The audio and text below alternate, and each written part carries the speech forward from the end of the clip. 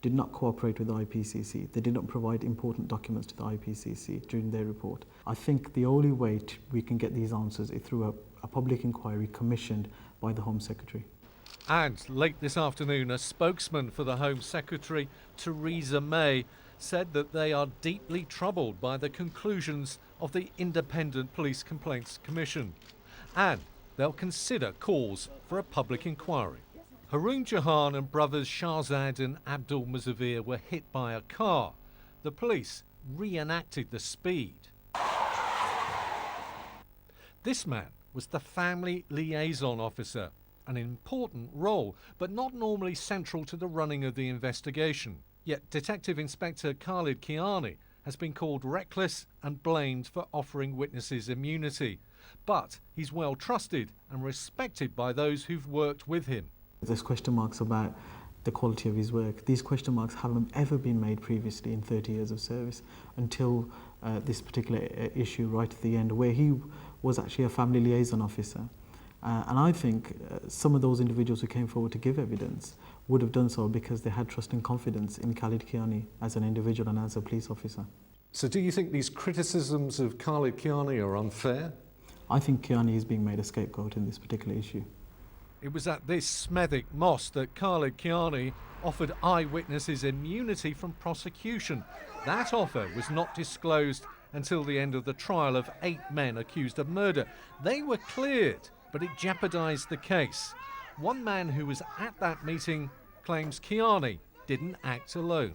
We were greeted by a number of officers, at least 10 different members of the police, and we were basically briefed that we're going to be offered, everybody should be given a statement, and anybody who's worried about anything is going to be given immunity.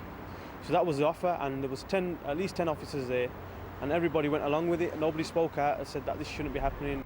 This was the most high-profile police investigation for nearly a decade, yet mistakes were made. Public inquiries are expensive, they also take a long time. It can be a knee-jerk reaction calling for them in cases like this. But many people are now saying that it's the only way to get the answers that people want to hear.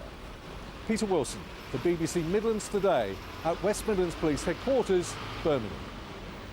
A little earlier, I went to police headquarters and spoke to the West Midlands Police and Crime Commissioner, Bob Jones, who told me the families of the young men who died deserve to have all of their questions answered.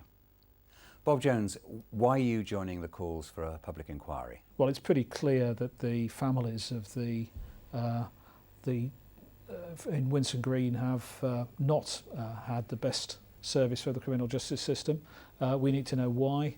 And the only way we can get answers, particularly from the whole of the criminal justice system, is through a public inquiry. If you don't achieve that, what will you do then? Well, certainly we'll be asking detailed questions within the police and seeking to get answers from the rest of the criminal justice service, but I haven't got any powers to demand answers from the courts, from the CPS, from the IPCC. But you can from the police. We can certainly ask for questions. What I can't do, of course, is I can't interfere with operational policing. I can't determine who to arrest, who not to arrest. I can't substitute my judgment about the interpretation of the law. That's absolutely clear under the legislation that brought in the post of police and crime commissioners. But I can obviously do my best to ensure that we ask questions to make sure what went wrong and are we going to be able to do something to prevent it happening again. Tariq Jahan feels he's been badly let down. Can you understand that? I absolutely understand his frustration, and he's behaved with enormous dignity and been immensely responsible through the whole of this particular action, and clearly the way he behaved in the aftermath of the riots very much led the way in diffusing tensions that could have led to significant greater problems. Now, when he has behaved in such a dignified and responsible manner, the fact that we have let him and the other family down is of immense concern.